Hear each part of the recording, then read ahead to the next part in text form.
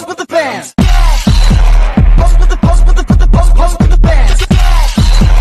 Pump with the pump with the put the pump with the bands. Pump with the bands.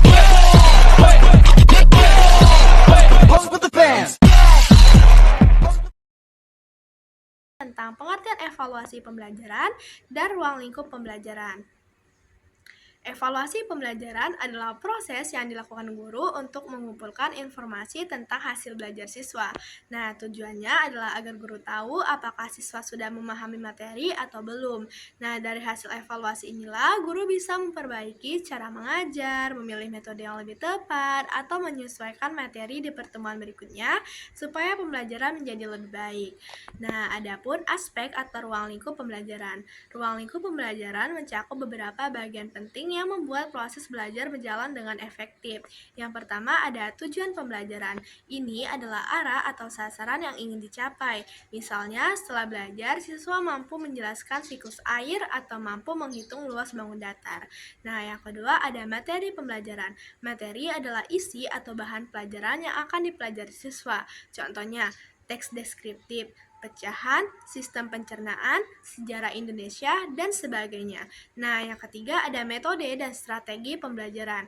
Metode adalah cara guru mengajar, sedangkan strategi adalah rencana bagaimana pembelajaran berlangsung. Contohnya, diskusi, demonstrasi, kerja kelompok, ceramah, tanya jawab, PBL atau Project Based Learning, ataupun eksperimen. Nah, yang keempat ada media dan sumber belajar. Media adalah alat bantu dalam pembelajaran, seperti gambar, video, slide, atau alat peraga. Nah, sumber belajar bisa berupa buku, internet, lingkungan sekitar, atau narasumber. Nah, media dan sumber belajar membuat pembelajaran lebih menarik dan mudah dipahami. Selanjutnya ada 5 evaluasi pembelajaran. Evaluasi adalah pemeriksaan hasil belajar siswa untuk mengetahui sejauh mana tujuan pembelajaran tercapai.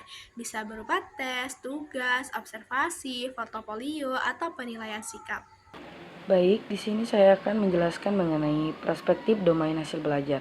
Perspektif domain hasil belajar ini terdapat 3 aspek utama, yang dimana meliputi domain kognitif, domain afektif, dan domain psikomotor. Domain kognitif berkaitan dengan cara berpikir dan pengetahuan.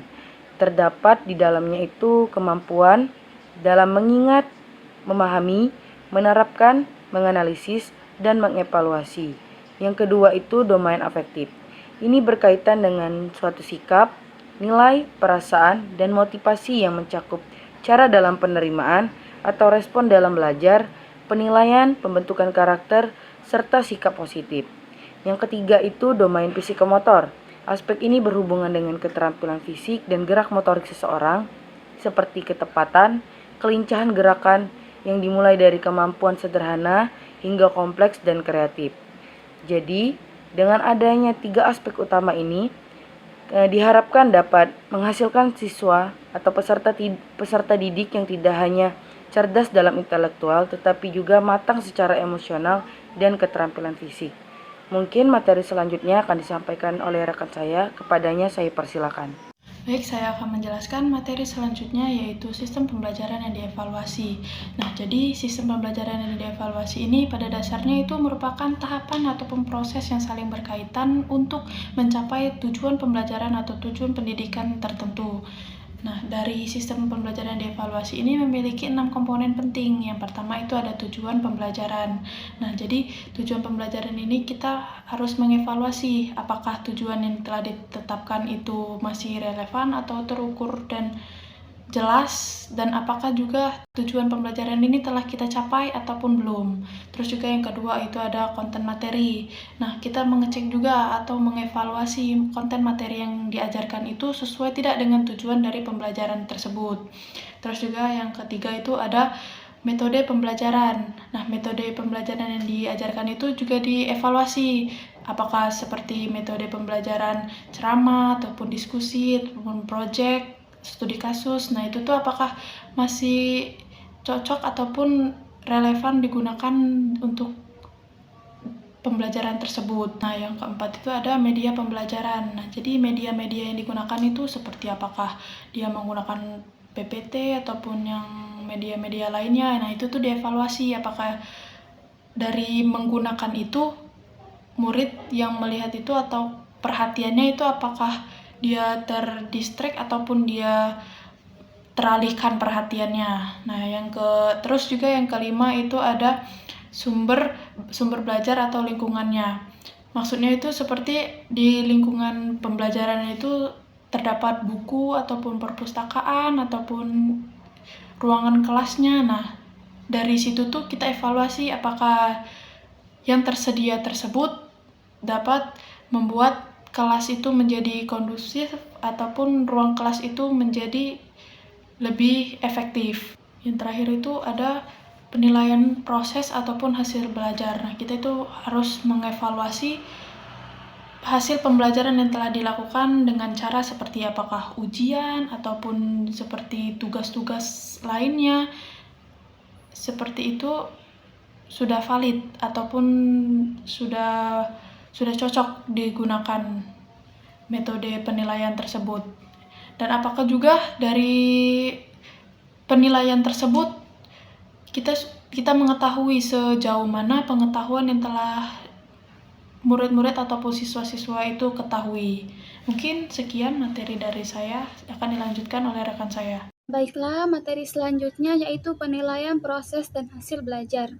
Penilaian proses dan hasil belajar adalah kegiatan untuk mengukur dan mengetahui sejauh mana tujuan dan pembelajaran itu tercapai, serta perkembangan peserta didik selama proses pembelajaran berlangsung. Penilaian proses ini berkaitan dengan observasi dan evaluasi terhadap kegiatan belajar dan mengajar, seperti aktivitas guru dan siswa, metode yang digunakan, interaksi dalam pembelajaran, serta motivasi siswa. Penilaian proses belajar ini juga memiliki beberapa aspek. Yang pertama, memiliki komponen-komponen seperti tujuan pengajaran, metode belajar, bahan ajar, kegiatan belajar dan mengajar. Yang kedua itu berfungsi untuk mengetahui kualitas pembelajaran, termasuk bagaimana keterlibatan mental. Yang ketiga itu kriteria penilaian, meliputi konsistensi dengan kurikulum, terus keterlaksanaan kegiatan oleh guru dan siswa, interaksi guru dan siswa, serta motivasi belajar siswa. Terus penilaian hasil belajar juga memiliki beberapa aspek. Yang pertama, itu fokus dalam pencapaian hasil belajar siswa sesuai dengan kriteria tertentu. Yang kedua, itu meliputi aspek kognitif atau pengetahuan, afektif atau sikap, dan psikomotorik atau keterampilan. Yang ketiga, itu dilakukan dengan tes atau penilaian sesuai dengan standar yang telah ditetapkan. Materi selanjutnya yaitu penilaian perspektif berbasis kelas. Di sini ada 6 macam penilaian perspektif berbasis kelas. Yang pertama yaitu observasi, di mana guru menilai perilaku, sikap, dan juga partisipasi siswa dalam proses pembelajaran. Yang kedua yaitu unjuk kerja. Ini merupakan penilaian yang menilai keterampilan siswa dalam menyelesaikan suatu tugas, seperti tugas presentasi, diskusi, ataupun praktek dalam laboratorium. Yang ketiga yaitu portofolio, di mana ini merupakan kumpulan hasil kerja siswa yang dikumpulkan menjadi satu dalam suatu map atau dokumen digital untuk mengukur kemampuan siswa dari waktu ke waktu. Yang keempat yaitu penilaian diri atau self-assessment. Ini merupakan penilaian yang dilakukan oleh siswa sendiri terhadap diri mereka sendiri untuk mendorong kesadaran dan tanggung jawab dalam proses pembelajaran. Yang kelima yaitu penilaian proyek. Ini merupakan penilaian hasil kerja siswa dalam menyelesaikan suatu proyek, di mana ini memerlukan keterampilan yang lebih kompleks. Dan yang terakhir yaitu adalah penilaian sikap. Ini merupakan penilaian dari ranah afektif, di mana guru menilai keterampilan, kedisiplinan, dan juga kemampuan siswa dalam belajar kelompok.